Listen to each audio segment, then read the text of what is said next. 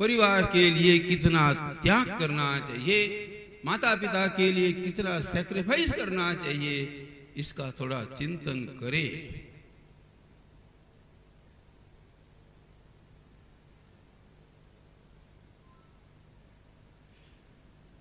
छोड़ देना चाहिए। मैंने बहुत लोगों को देखा कि नहीं, मेरी पिता की इच्छा ये थी इसीलिए मैं सब कुछ मैं छोड़ करके यहां गया। Yes, that's correct decision.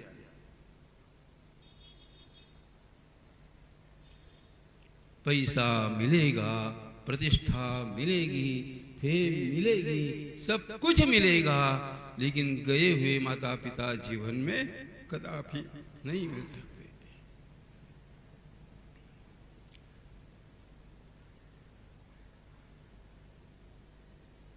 अच्छा, आपके मन में शायद यह विचार आ भी सकता है कि स्वामी जी आप केवल हमें उपदेश करते हो।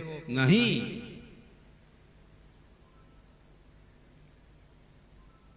I have got the moral right to say you.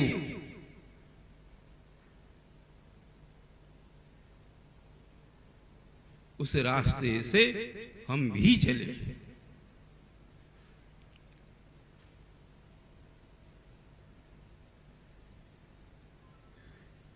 हम अच्छे कॉलेजों में पढ़े, मैं बंबई में पढ़ा, well known college, KC college. तत्पश्चात हम पुणे में आए, फर्ग्यूसन में वेल नोन कॉलेज।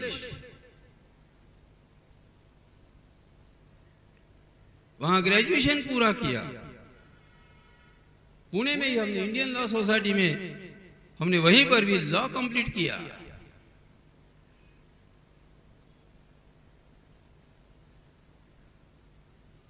वकालत करने के लिए हम बंबई पहुंचे, हाई कोर्ट में प्रैक्टिस करने के लिए। जैसे हमारा पूरा नियोजन हो गया, हमारी रहने की व्यवस्था हो गई, अच्छा चैम्बर हमको मिल गया, सब कुछ हो गया,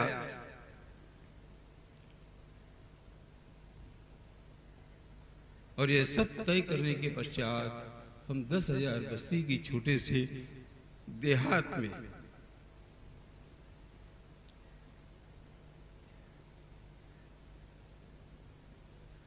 पिताजी को कहने के लिए आए। हमें पिताजी ने पूछा कि अब आपका आगे का फ्यूचर कैसा है, आप क्या करना चाहते हो। मैंने जब उन्हें कहा मैं पूना छोड़ करके मैं बंबई रहना चाहता हूँ, मेरी सभी व्यवस्था हो गई है, तो पिताजी के आंखों में जब आंसू आ गए और पिताजी ने कहा हमारी वृद्धावस्था में हम आपको हमारे पास चाहते हैं।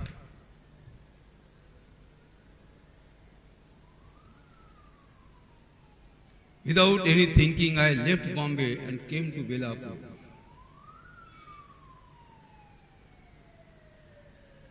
मेरे अच्छे मित्र वहां पे है, आज भी जुडिशरी में है। मेरे सभी मित्रों ने कहा आप पागल हो,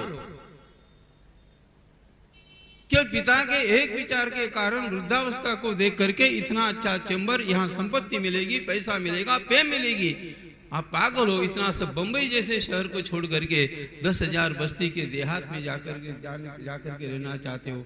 आप जैसा पागल हमने कभी देखा नहीं। लेकिन आज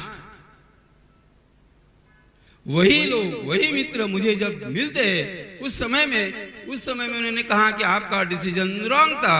आज जब मिलते थे बताते हैं Ramakant your decision was totally correct. ये है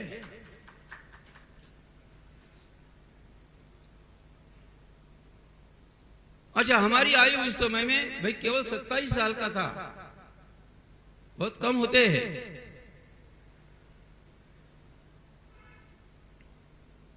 आने के बाद 4 वर्ष में पिताजी का देहांत हो गया।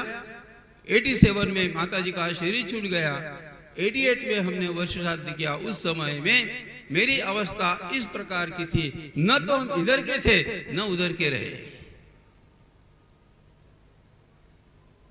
लेकिन पिता की आज्ञा के कारण हमने जैसे ही श्रीमद् भागवत जी की कथा कहना आरंभ किया, कुछ वर्षों के लिए हमें स्ट्रगल करना पड़ा।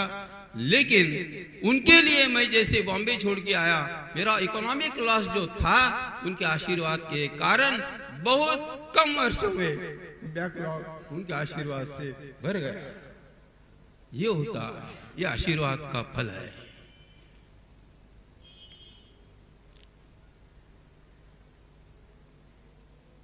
हम केवल आपको कहने का अधिकार हमको नहीं, हमारी जिंदगी, हमारा जीवन वैसे रहा, उस रास्ते से हम भी चले और उस रास्ते से चलने के पश्चात कितना फल मिलता है वह भी हम लोगों ने देखा।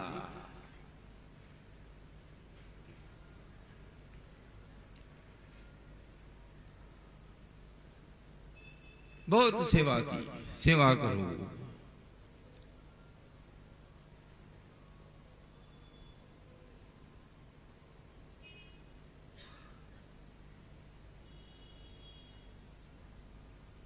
शारीरिक सेवा, विचारों की सेवा, परिवार की सेवा। हम जैसे ही आए, एजुकेशन सब कुछ छोड़ के आए, हमारी माताजी का शरीर दुर्बल हो गया। 1 साल के लिए माँ बहुत बिछाने में पड़ी रही, हम सेवा करते रहे, मैं, पिताजी और हमारी माताजी।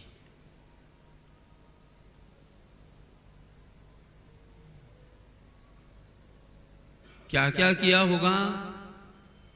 नौकर से नहीं, हम रसोई हाथ से बनाते थे। हम हमारे कपड़े, माता पिता के कपड़े हम स्वयं धोते थे, बुआरी हम स्वयं लगाते थे। ये सेवा का फल होता है। इसको जरा आप प्रयास करें। मेरी व्यास से मैं 100% इस प्रकार का आपको आश्वस्त करना चाहता हूं।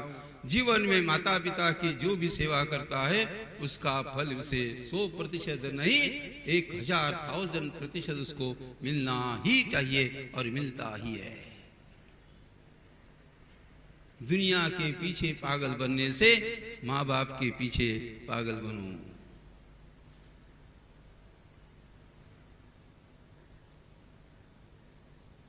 सेवा शिष्टाचार, it relates to your behaviour, it relates to your tendency. आप मंदिर में कितनी बार जाते हो यह महत्वपूर्ण बात नहीं, आप परिवार में कैसे रहते हो यह महत्वपूर्ण बात है।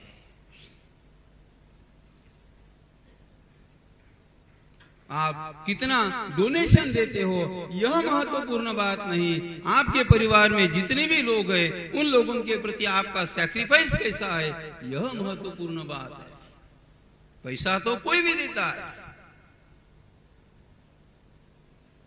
शराब की दुकान चलाने वाले वो भी पैसा देता है, कोठा चलाने वाले वो भी पैसा देता है, तंबाकू की फैक्ट्री है वो भी पैसा देता है, लेकिन हमारा बिहेवियर हमारे परिवार के लोगों के साथ कैसा है?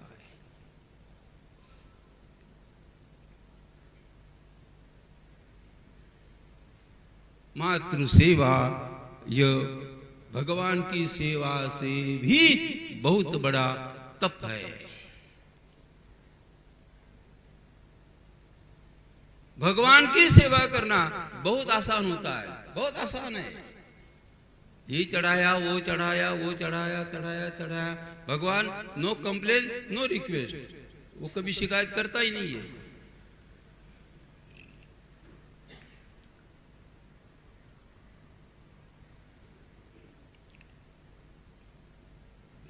धर्म हमारे बर्ताव के साथ में जुड़ा हुआ है। विद्वत्ता है, ज्ञान है, दानी है, प्रतिष्ठित है, संपत्तिवान है। संपत्ति तभी शोभा देती है आप परिवारजनों की सेवा करें। ज्ञान तभी आपको शोभायमान करता है आप परिवार में रहने वाले लोगों के साथ में आपका बर्ताव अच्छा होना चाहिए। सैक्रिफाइस करते रहो। एक अच्छी वस्तु घर में आ गई और छोटे भाई ने कह दिया नहीं मुझे ये चाहिए, तो विदाउट एनी हेजिटेशन बड़े भैया ने कह देना चाहिए आपको अच्छा लगता है ये आप रखो, दिस इज प्योर लव।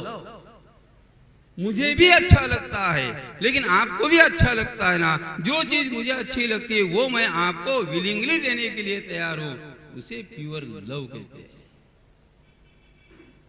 मुझे अच्छी नहीं लगती इसीलिए देना, ये अलग बात है। मुझे अच्छी लगती है तो भी मैं आपको देना चाहता हूं, यह बात अलग है।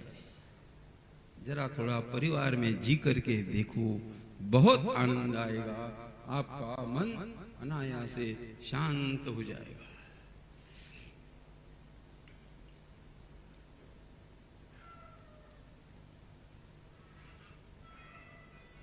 एक आपको व्यवहारिक बातों में बताना चाहता हूं, उदाहरण देकर के बताना चाहता हूं कितना प्रेम होता है।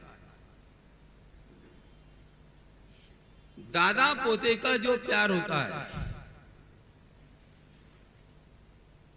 दादाजी का आखिरी मित्र उसका पोता होता है, और पोते का प्रथम फ्रेंड मित्र उसके दादाजी होता है, बाप भी नहीं।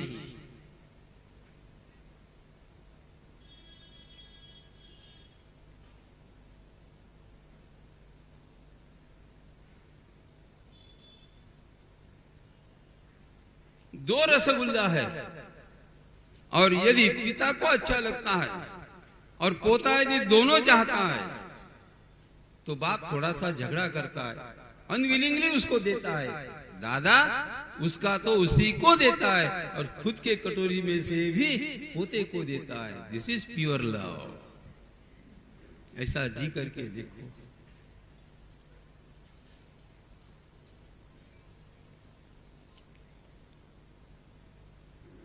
जीवन में पहले शिष्टाचार होना चाहिए, मेरा बर्ताव अच्छा है। जीवन में पहले सदाचार का भाव होना चाहिए और तत्पश्चात जीवन में साक्षात्कार का आप विचार करें। आध्यात्मिक मनुष्य की वाणी कुछ अलग ही होती है। आध्यात्मिक मनुष्य का बैठना भी कुछ अलग ढंग का होता है। आध्यात्मिक मनुष्य का चलना भी कुछ अलग ढंग का होता है। वो हमेशा मर्यादा में रहता है।